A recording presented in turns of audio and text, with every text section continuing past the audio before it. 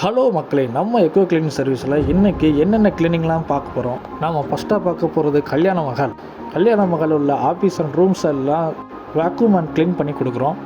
அது மாத்திரம் இல்லாமல் நம்ம கல்யாண மகள் உள்ள எல்லா சேர் எல்லாம் க்ளீன் பண்ணி கொடுக்குறோம்.